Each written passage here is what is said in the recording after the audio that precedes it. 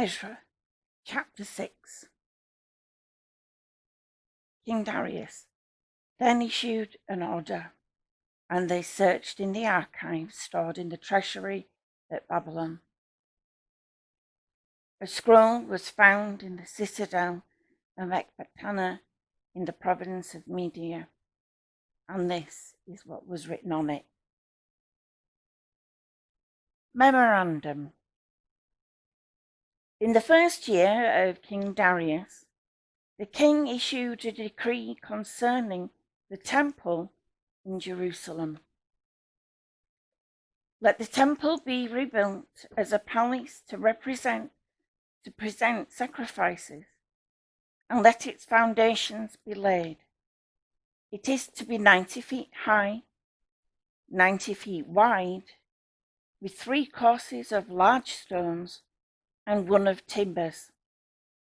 The costs are to be met by the royal treasury.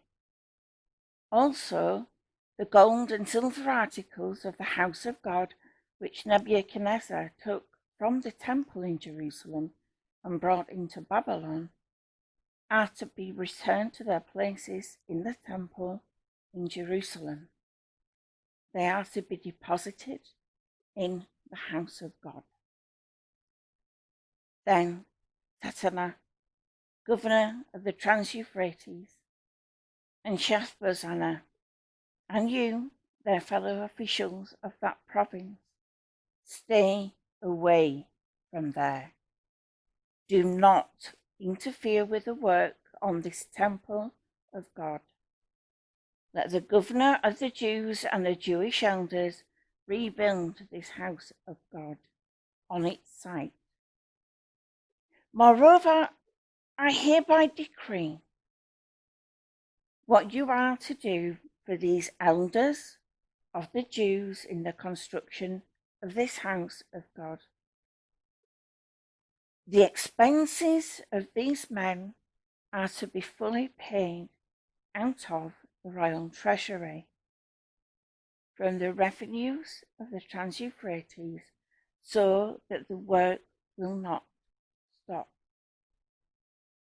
Whatever is needed, young bulls, rams, male lambs for burnt offerings to the God of heaven, and wheat, salt, wine, and oil as requested by the priests in Jerusalem, must be given to them daily without fail, so that they may offer sacrifices pleasing to the God of heaven and pray for the well-being of the king and his sons. Furthermore, I decree that if anyone changes this edict, a beam is to be pulled from his house, and he is to be lifted up and impaled upon it. And for this crime, his house is to be made a pile of rubble.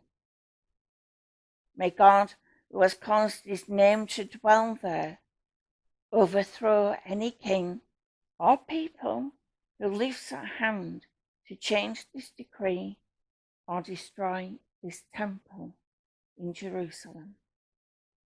I, Darius, have decreed it. Let it be carried out with diligence.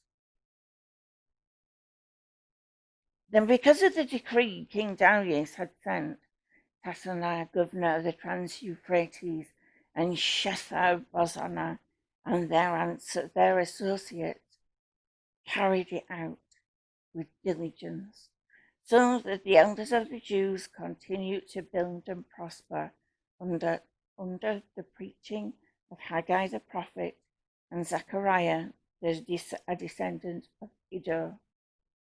They finished building the temple according to the command of the God of Israel and the decrees of Cyrus, Darius, and Artaxerxes, king of Persia. The temple was completed on the 3rd day of the month of Adar, in the 6th year in the reign of King Darius. Then the people of Israel, the priests, the Levites, and the rest of the exiles celebrated the dedication of the house of God with joy.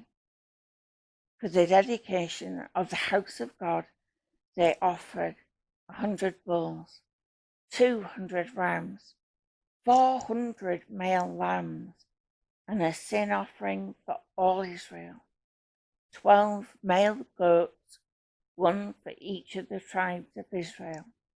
And they installed